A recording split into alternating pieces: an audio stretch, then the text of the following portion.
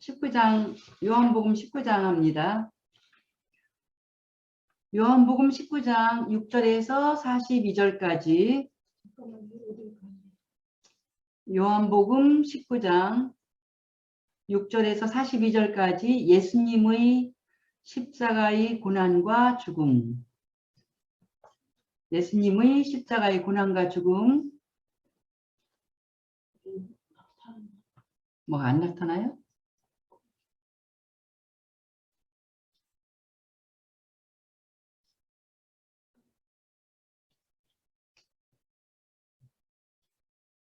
금방 나왔었어. 이제 나왔어. 그럼 지금부터 녹음하게 하는 거예요? 네. 예수님의 십자가의 고난과 죽음. 네. 예, 말씀 봅니다. 이 오늘 본문을 볼 때 빌라도가 첫 번째는 예수님에게서 아무 죄도 찾지 못한 빌라도. 빌라도가 나 아무 죄를 찾을 수가 없다. 그래서 고민하는 내용이 많이 나오거든요. 그래서 그 말씀 찾아보고, 그렇게 죄도 아무 죄도 없는데, 죽일 만한 죄가 없는데 십자가에 못 박으라고 소리치는 그 유대인들이 그렇게 전부 다 큰 데모를 하는 것처럼 그렇게 해서 그것 때문에 빌라도가 자기한테 큰 해가 올 것 같아 갖고 예수님을 사형 원도를 내리는 걸 볼 수가 있고요. 예수님 돌아가시는 내용까지 다 19장에 있기 때문에 십자가 상에서 예수님이 하신 말씀 가상 7원 중에 세 가지 말씀이 오늘 본문에 있는데 그걸 찾아서 우리가 예수님의 마음이 어떠신가 또 그 말씀 속에서 배우고요. 그런 내용으로 오늘 말씀을 19장을 보겠습니다. 먼저 예수님을 사형을 시키려고 마음을 먹고 유태인들이 예수님을 빌라도에게로 데려왔는데, 빌라도가 예수님에 대해서 조사를 해봐도 아무리 봐도 죄가 없는 거예요. 그래서 그 앞에 장이지만 18장 38절에도 빌라도가 유대인들에게 나가서 이르되 나는 그에게서 아무 죄도 찾지 못하였노라. 그 죽일 생각을 하고 왔는데 빌라도가 그렇게 죄를 찾지 못했다.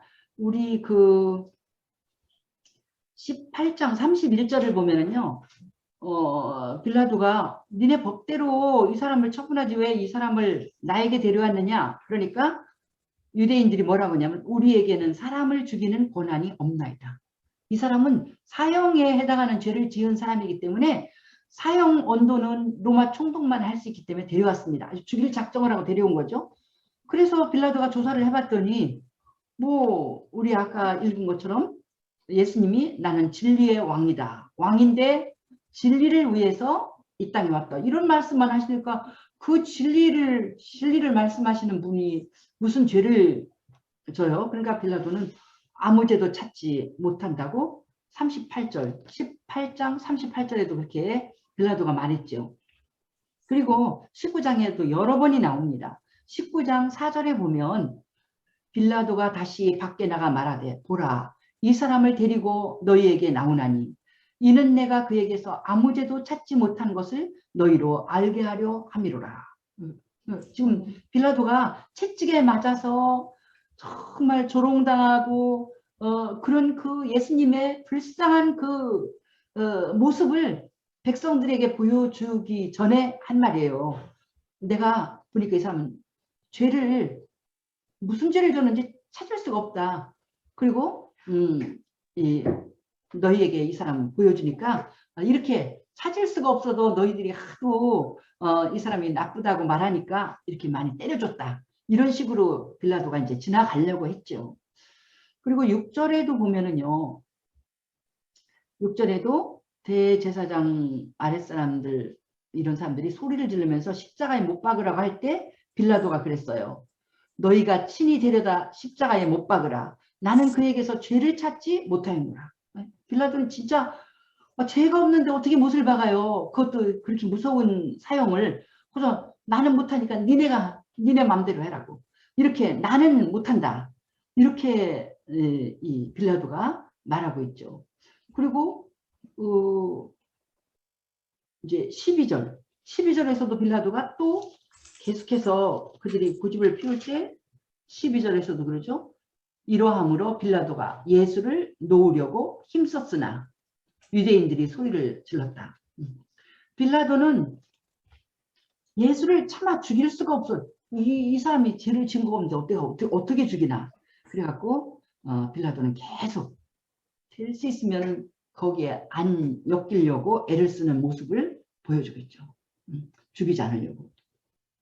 그래서 이 법적으로 로마 총독이 볼 때 아무 어떤 도덕적이나 뭐 아무 죄가 없는데 이 사람을 죄를 찾지 못했다는 말이 계속 나오잖아요. 죄가 없으신 예수님. 그걸 볼 적에 우리는 이사야 53장 11절에서 예언된 그 말씀을 우리가 볼 때 이해가 갑니다. 나의 의로운 종이 예수님을 이사야 53장 고난당하신 예수님을 예언할 때 예수님을 의로운 종이라고. 그분은 죄가 없으신 의로운 종인데 자기 지식으로 많은 사람을 의롭게 하며 의로운 종일 뿐만 아니라 예수님은 많은 사람을 의롭게 하실 우리에게 의가 되시는 그 예수님이죠. 또 그들의 죄악을 친히 담당하리로다. 우리의 모든 사람들의 죄를 친히 다 그분이 다 담당하셔서 우리에게서 우리를 의롭게 만들고 그분은 네. 죄는 없고 다만 우리들의 죄값만 지불하는 그런 더 거룩한 그 일을 감당한 예수님이라는 것을 대단하죠. 예수님 이 땅에 오시기 700년 전에 이사야 선지자는 자기도 몰라요. 예언이 올 때는. 하나님의 말씀이 그에게 임하니까 그 하나님의 영의 감동을 받아서 그냥 이렇게 기록을 한 거예요.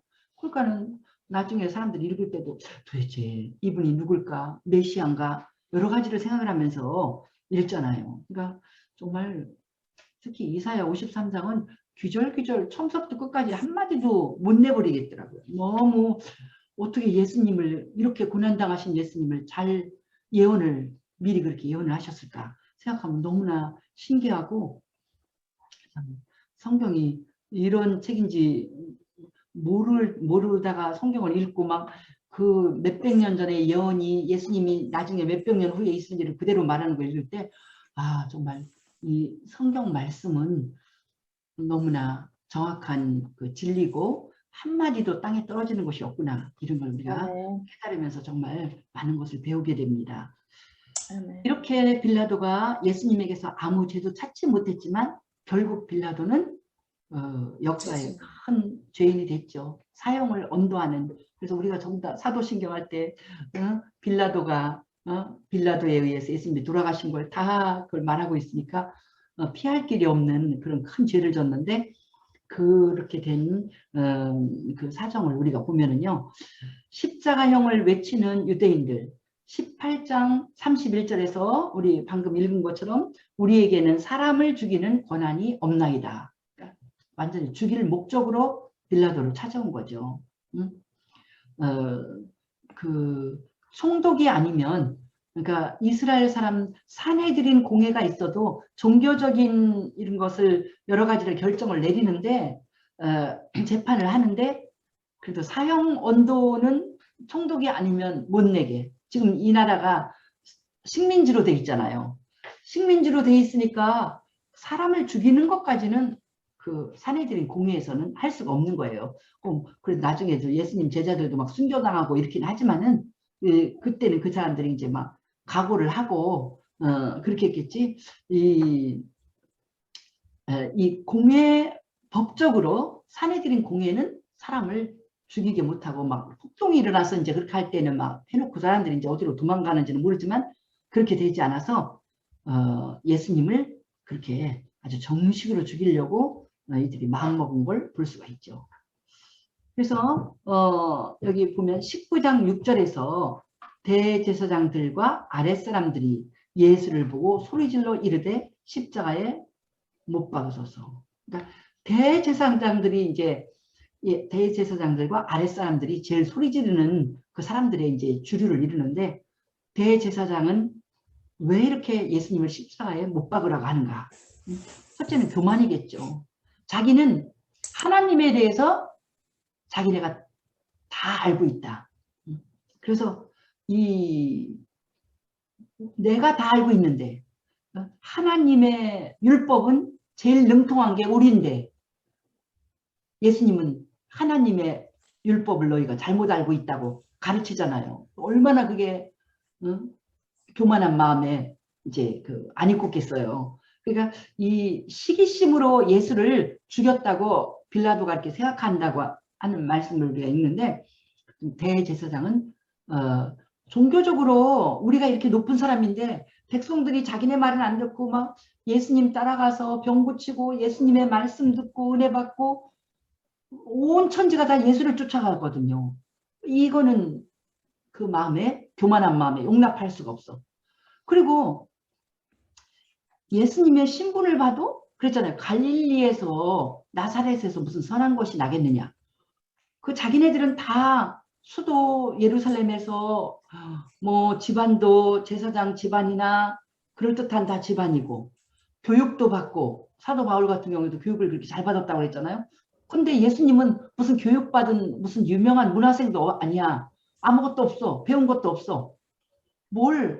그분은 진리를 말하지만 아예 안 듣는 거예요. 그래서 니고데모가 사내들인 공회원들하고 말다툼을 할 때 그랬잖아요. 우리는 그분의 말도 안 듣고 그분에게 가까이 가서 뭘 보지도 않고는 이렇게 판단만 하면 어떡하냐.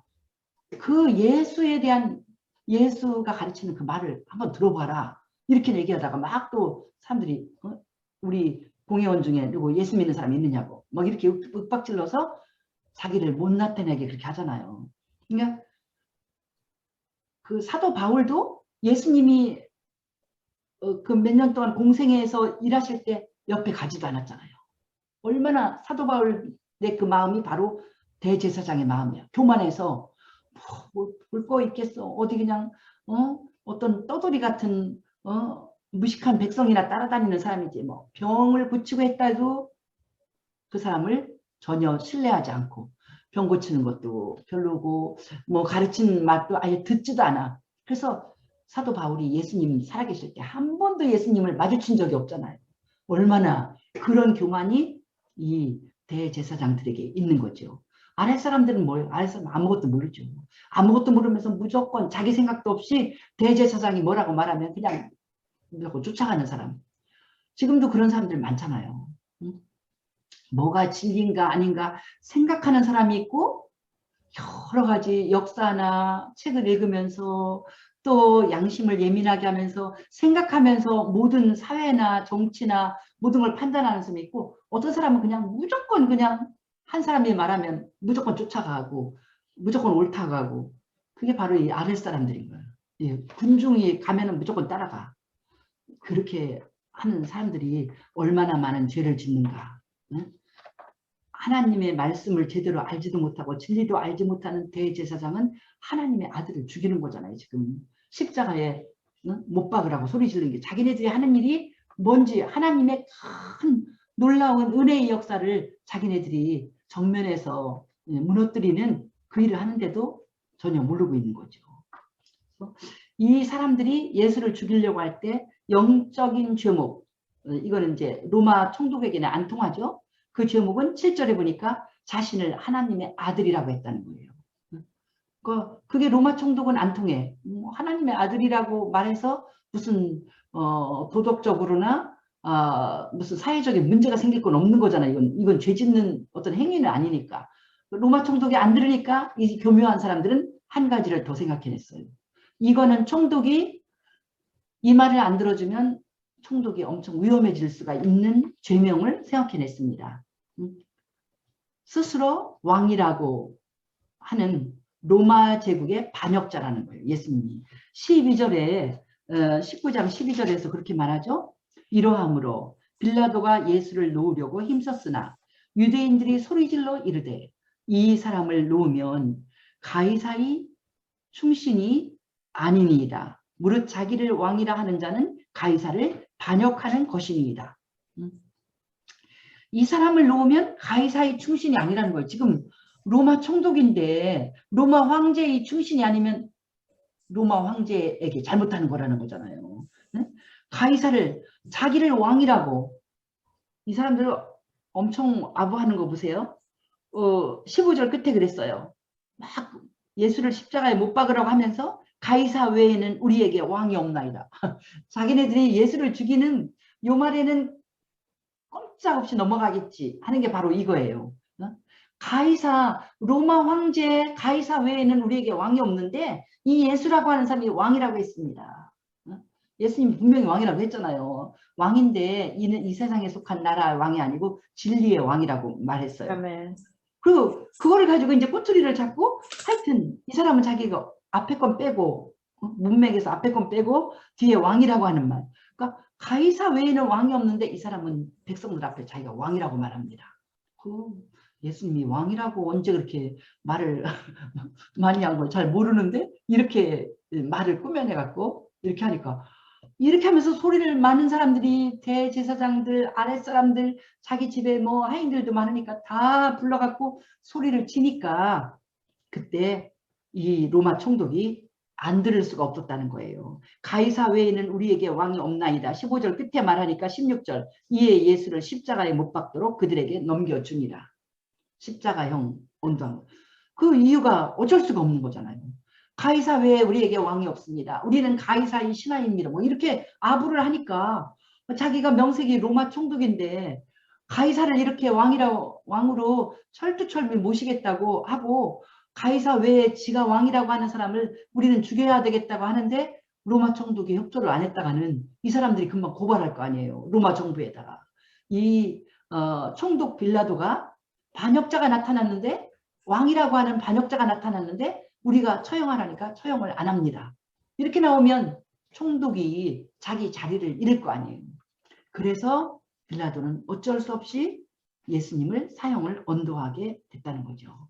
그래서 그 속 내용, 예수님의 십자가형을 언도한 빌라도의 그 속사정을 보면 뭐냐면, 빌라도는 진실을 알고 있어요. 예수는 죽일 만한 죄가 전혀 없다는 걸 알고 있어. 무슨 뭐 강도를 한 것도 아니고 사람들에게 무슨 해를 끼친 것도 아니고 좋은 일만 한 걸 알고 있어. 그래서 전혀 죽일 생각이 없었는데 안 죽일 수가 없어. 예수를 십자가형을 시킬 수밖에 없는 이유는 뭐냐면, 예수를 진실하다고 두둔해 줬다가는 자기 명예와 권력이 없어져. 총독 자리가 위험해.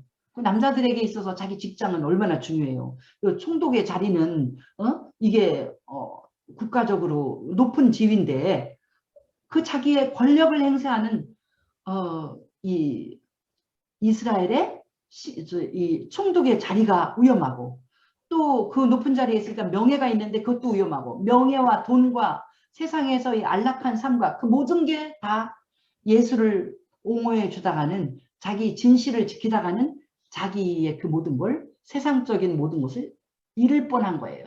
그러니까 빌라도는 잃을 수 없다. 내가 그냥 예수를 십자가에 못 박자. 이렇게 언도를 내린 걸 볼 수가 있죠. 이 빌라도와 대제사장과 아랫사람들까지 다 보면서 오늘도 예수님을 십자가에 못 박는 죄를 우리는 늘 지을 수 있다는 거예요. 예수님을 십자가에 못 박는 죄.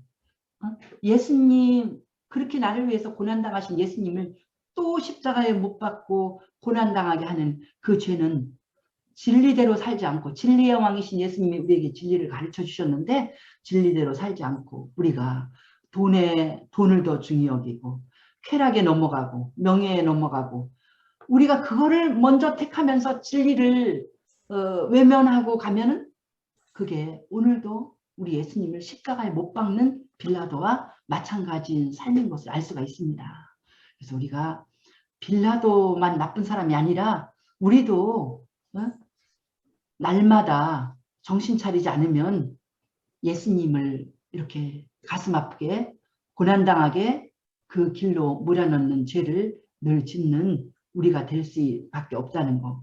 빌라도를 보면서 대제사장처럼 교만하고 우리 하나님 말씀도 잘 모르면서 교만하고 이렇게 나가면 여전히 오늘도 예수님을 십자가에 못 박는 그 죄를 짓는 우리들의 삶이 되고, 아랫사람들처럼 자기 생각도 없이 여기서 이만하면 우르르 쫓아가고, 자기 마음속에 하나님의 진리가 없이 세상 사람들이 전부 다 저 길로 우르르 쫓아가면 그냥 그게 진리라고 따라가고, 이러는 사람들이 날마다 예수를 십자가에 못 박고 우리 주님이 그 죄에 대한 대가를 지불하게 만드는 그런 모든 죄인들인 것, 죄인인 우리들의 모습을 보면서 우리가 회개합니다.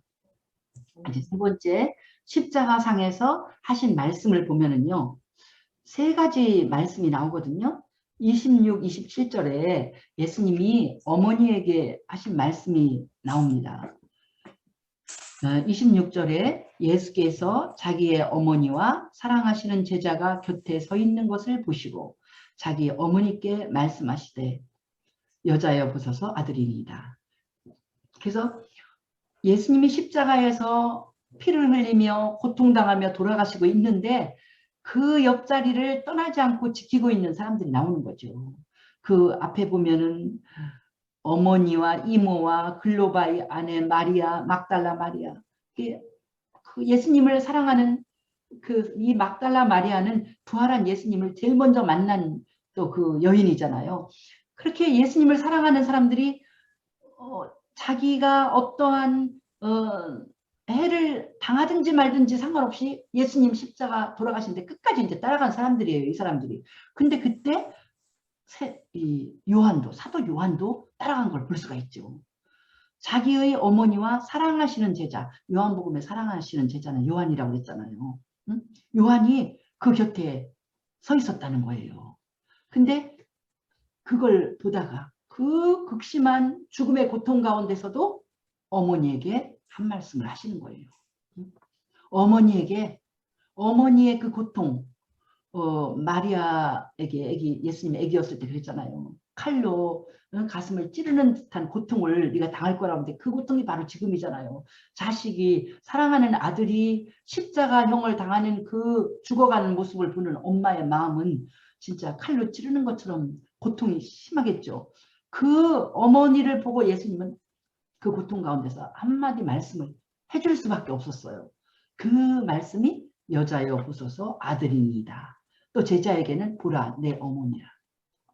고통받는 어머니에게 죽어가는 아들이 새 아들을 이렇게, 나는 이제 죽지만 어머니 아들처럼 아들 노릇을 할 것입니다. 요한이 아들 노릇을 할 것입니다. 그렇게 요한을 아들 삼아주는 그 말씀을 볼 수가 있는데, 여기에서요 요한복음에만 이렇게 나오는데 예수님께서 마리아 어머니를요 여자라고 부르는 장면이 2번 나오잖아요. 우리가 요한복음 2장 읽을 때도 2장 4절에서 마리아가 포도주가 떨어졌다고 하니까 예수님이 여자여 나와 상관이 없나이다 이렇게 말씀하셨잖아요. 그때도 여자라고 그러고 그랬더니 여기서도 또 여자야. 그래서 이게 뭐 귀부인을, 그러니까 엄마를 무시해 이 여자가 하는 이게 아니고 귀부인이시여 뭐 아니면 뭐 여사님 이렇게 뭐 좋은 말로 부른다고 할지라도 왜 엄마하고 이렇게 거리감을 두는가 할 때 그때도 생각을 해봤지만 제가 이거는 생각을 해본 거예요. 아, 이 십자가에 달려 돌아가시는 예수님은 지금 마리아의 아들로서는 이러면 안 되죠.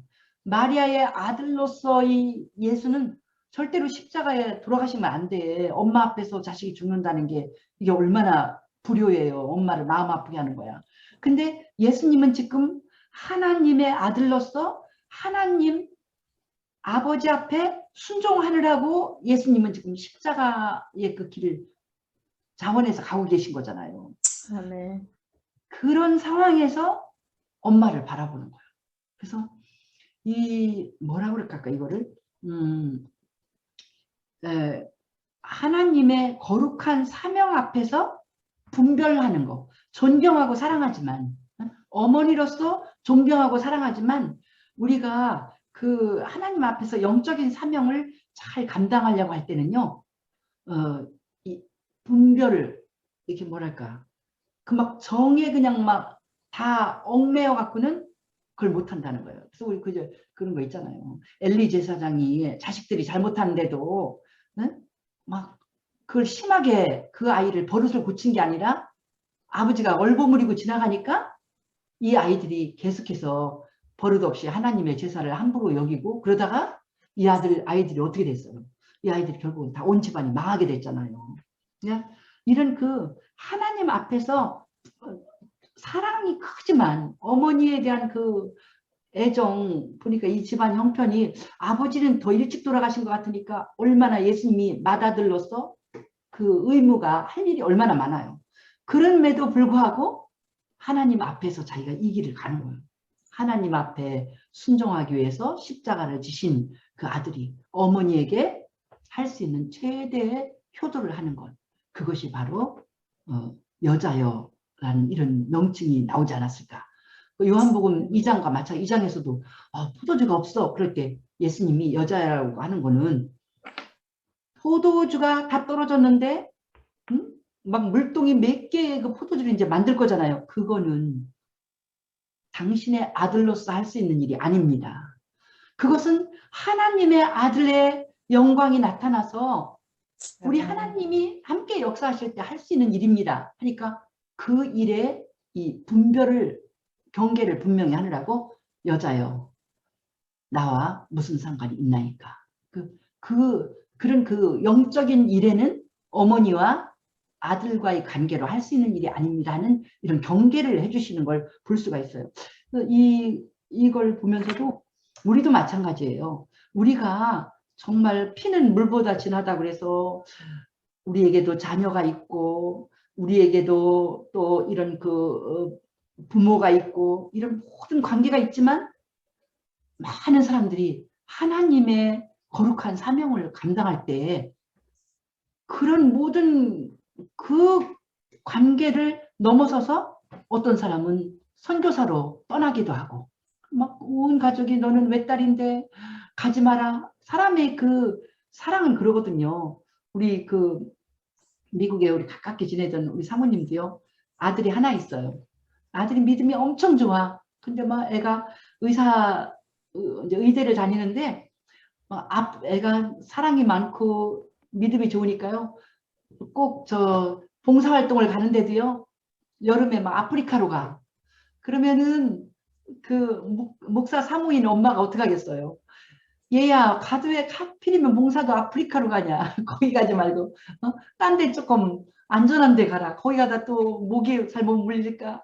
아들이 하나니까 굉장히 우리가 벌벌 떨잖아요. 네? 그런 많은 경우가 있는데 아들이든 딸이든 부모든 누구든 우리가 하나님 앞에 있을 때는 하나님의 귀한 이 사명을 감당할 때는 예수님처럼 이러한 분별력을 가질 때 우리가 그 길을 제대로 걸어갈 수 있어요. 하나님의 진리 가운데 자녀와 가까운 사람이 이게 잘 못 갈 때는 그때도 그것이 그대로 그 길을 가지 않으면 얼마나 힘든가 정확하게 말할 수 있고 돌봐줄 수 있는 것이 필요한 걸 볼 수가 있죠. 그러면서도 바로 이 말씀, 이것은 예수님이 세 번째 하신 말씀이 되거든요. 십자가상에서 가상 7원 중에 세 번째 말씀인데 효도의 완성. 사람들은 이 기독교가 뭐 불효한 종교인 줄 알고 처음에 기독교가 우리나라에 왔을 때 핍박받는 게 제사 안 드리고 그런다고 많이 핍박받았잖아요. 그런데 우리 기독교만큼 효도를 강조하는 이런 종교가 없잖아요. 인간 하나님을 사랑하라 빼놓고 제5계명 인간에 대한 계명에서 첫 번째가 부모님을 공경하라는 거잖아요. 약속 있는 첫 계명이라고 그랬잖아요.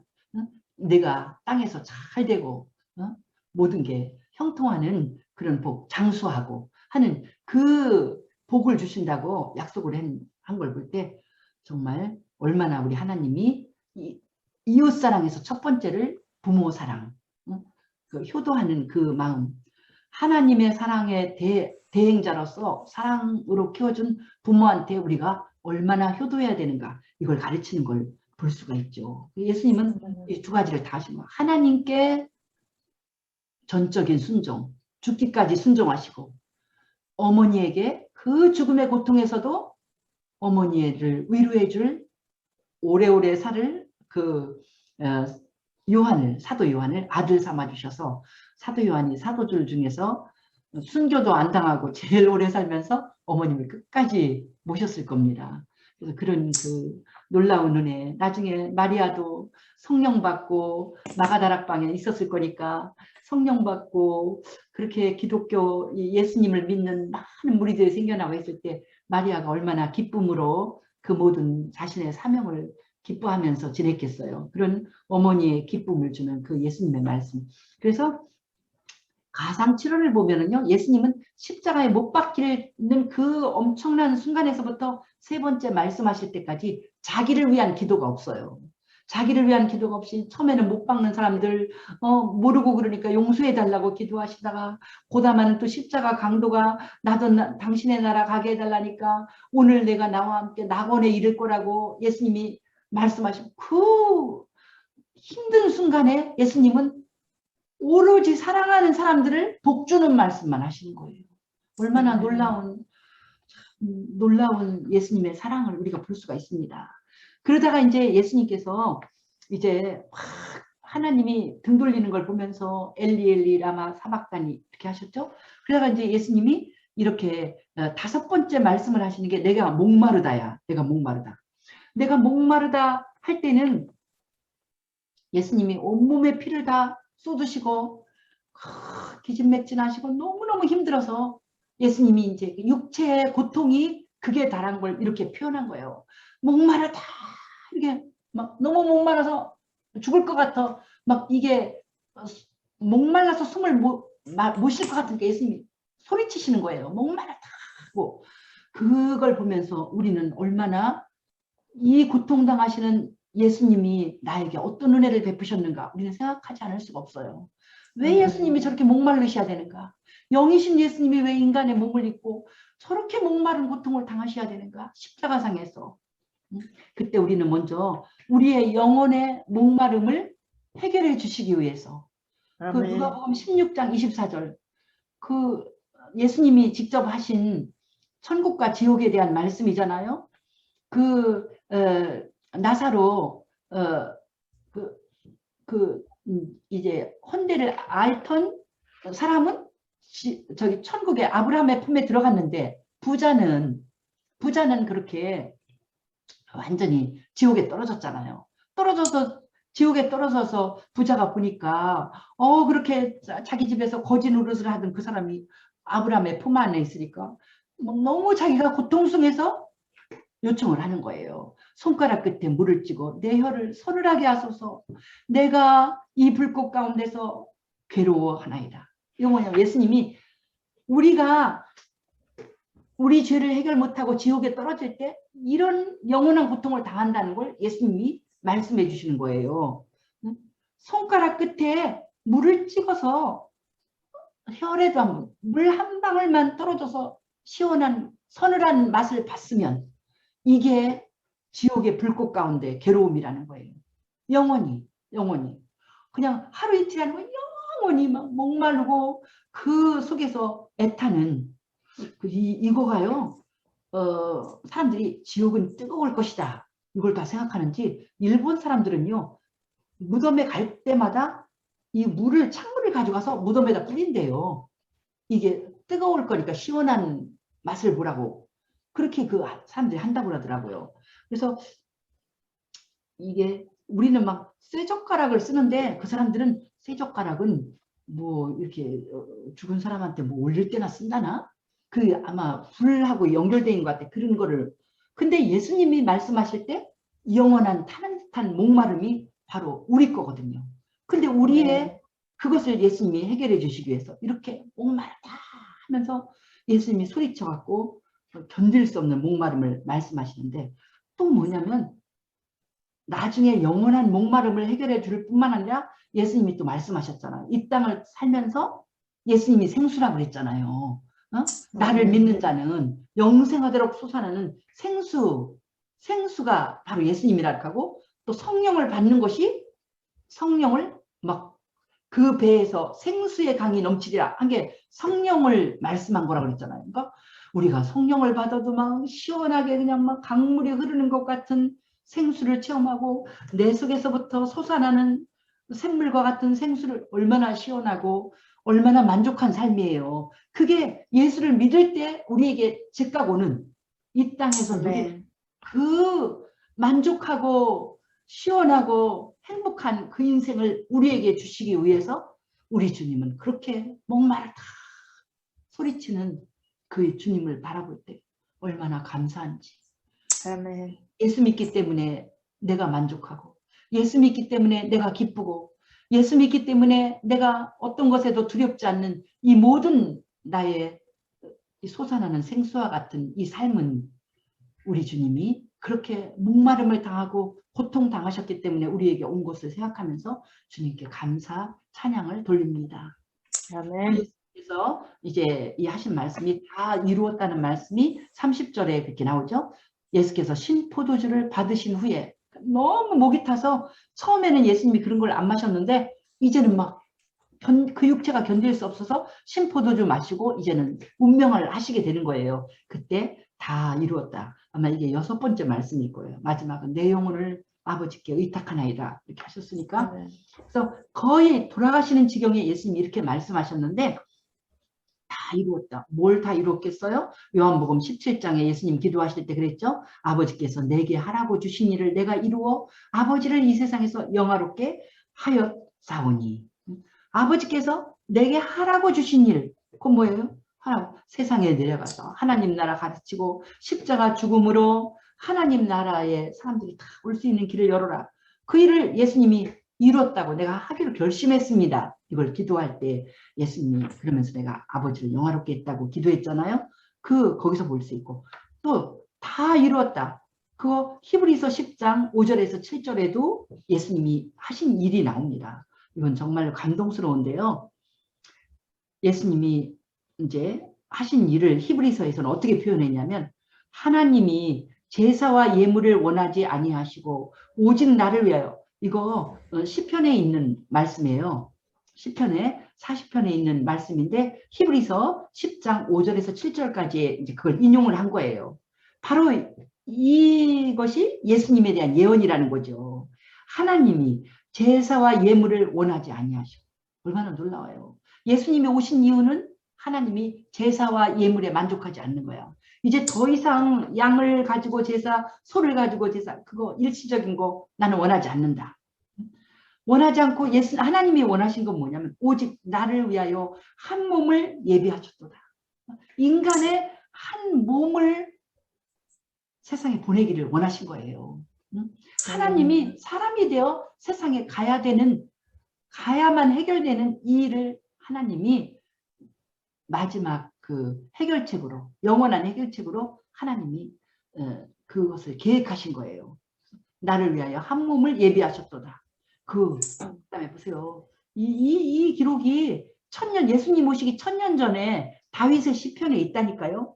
두루마리 책에 나를 가리켜 기록된 것과 같이 하나님의 뜻을 행하러 왔나이다. 이거 다윗이 아니에요. 두루마리 책이 성경책이잖아요. 그 당시 성경은 다 두루마리로 이렇게 만들었으니까 율법서, 선지서 이런 데에 다 나를 가리켜 구약의 모든 말씀은 구약, 예수님에 대한 약속이잖아요. 예수님에 대한 예언이 구약을 가득 채우고 있는데 그렇게 기록된 것과 같이 하나님의 뜻을 행하러 왔나이다. 1000년 후에 예수님께서 이렇게 베들레헴에서 태어나신 걸 이렇게 기록을 한 것입니다. 정말 그렇게 한 몸을 예비하셔서 마리아의 아들로 태어나셔서 오셔서 이제 3년 동안 공생애 때 하나님의 말씀을 다 가르치시고 많은 병자를 고치시고 또 마지막에는 온 세상 죄를 짊어지시고 십자가에 죽으시고 이제 부활하시는 그런 모든 일까지 그 일을 제일 큰 일이 죽기까지만 하면 돼. 예수님은 나머지 살려주시는 거는 하나님의 역사니까. 그래서 다 이루었다. 그 힘든 일을 예수님이 다 이뤘다고 이렇게 말씀하시는 은혜. 그러니까 우리가 예수님처럼 이렇게 엄청난 사명이 우리에게 없을지라도 작은 사명이라도 하나님이 내 평생에 하기를 원하시는 일을 우리가 꾸준히 우리가 인내하면서 이뤄서 우리도 다 이뤘다. 우리 하나님이 도와주셔서 내가 내 할 사명을 내가 이만큼 했구나. 우리도 이렇게 말할 수 있는 그런 우리의 삶을 살아야 된다는 것을 우리 예수님 이렇게 고생하시면서 다 이루신 우리 주님께 박수를 보내면서 우리도 내 인생이 박수를 받을 만큼 우리도 전진하고 전진하는 주님의 제자가 돼야 되겠다는 걸 여기서 볼 수가 있고요. 우리 예수님 얼마나 큰일을 하셨습니까? 인간의 몸을 입고 오셔서 이렇게 하셨습니다. 이제 예수님의 이 십자가의 고난과 죽음은요. 어느 날 갑자기 그냥 한 게 아니라 구약에 있는 예언된 말씀대로 그대로 다 됐다는 거예요. 오늘 본문에 있는 것만 여기 기록했거든요. 24절에는 십자가를 달릴 때 예수님의 옷을 제비 뽑는 것이 시편 32편 18절에 이미 예언이 되어 있습니다. 또 36절에 있는 예수님의 뼈를 꺾지 못했어요. 다른 두 강도에게는 왔더니 아직 안 죽었어. 그래서 다리를 꺾었어요. 다리를 꺾어야지 이렇게 숨을 쉬면서 더 오래 가는 거를 방지해서 빨리 죽게 만드는 거거든요. 근데 예수님한테 왔더니 이미 돌아가셨어요. 그래서 창으로 허리를 찔르니까 물과 피가 흘렸다는 건 이분이 이미 돌아가셨다는 걸 보고요. 뼈를 안 꺾었어요. 근데 출애굽기 12장 46절에서 유월절 양에 대한 법칙이 있어요. 유월절 양은 그러니까 이것은 예수님 오시기 1400년 전 출애굽기 때인데 유월절 어린 양은 먹고 난 다음에 그 뼈를 꺾지 마라 이렇게 말씀하셨거든요. 예수님이 유월절 어린 양이잖아요. 그래서 예수님의 뼈를 꺾지 않는 그 말씀이 그대로 응한 거고요. 38절에 예수님의 무덤이 갑자기 돌아가신 예수님을 아리마대 사람 요셉 부자가 자기의 파는 새 무덤에다 예수님을 모셨어요. 뭐냐면 이사야 53장 9절에 그의 그 묘실이 부자의 묘실로 간 것을 예언이 나오는데 그것뿐만 아니라 이사야서에 처녀가 잉태하여 아들을 낳는 예언도 나오죠. 예수님의 고난에 대한 예언도 이사야서에 나오죠. 구약 전체가 수많은 예수님의 이 예언에 대한 말씀이라 우리 주님은 어느 날 갑자기 오신 것이 아니라 하나님께서 계획하신 것. 창세기 3장 15절 그것이 첫 번째 복음이에요. 응? 여자의 후손은 내 머리를 상하게 할 것이요. 여기 여자의 후손이 예수님이거든요. 그렇게 구약은요. 창세기에서부터 시작을 해서 전부 다 예수님에 대한 예언을 해서 그 예수님이 드디어 때가 찼을 때 이 땅에 오셔서 이렇게 큰 일을 우리의 구원의 길을 열으신 것을 생각할 때 하나님께 감사드리며 이 모든 일에 순종하신 우리 예수님께 감사드리고 예수님의 큰 은혜를 받은 우리들이 생명과 기쁨과 소망을 누리고 우리도 예수님처럼 이렇게 하나님께 순종하고 놀라운 삶을 살아갈 수 있기를 축복합니다. 아멘. 할렐루야. 우리 주께 영광을 돌립니다. 귀한 말씀 통해서 우리 예수님이 이렇게 죽도록 하나님께 순종하시고 또 그 어머니를 온 마음을 다해서 사랑하는 그 온전한 모습을 우리에게 보여주셔서 감사합니다. 귀하신 하나님 아버지, 놀라우신 예수님 오셔서 성경대로 죽으시고 성경대로 부활하신 그 모든 일 하나님의 계획대로 다 이루어졌으니 우리를 향한 하나님의 놀라운 은혜 우리가 깨닫고 우리를 구원하시기 위해서 이 놀라운 일을 예수님은 고난당하시고 하나님은 그 놀라운 헌신을 하셨사오니 감사드리며 하나님 더 뜨겁게 사랑하고 우리도 예수님처럼 사랑하며 살아갈 수 있도록 주여 늘 우리를 가르쳐 주시고 인도하여 주옵소서. 우리 주께 감사드립니다. 주께 영광 돌리며 예수님의 이름으로 기도드렸사옵나이다. 아멘.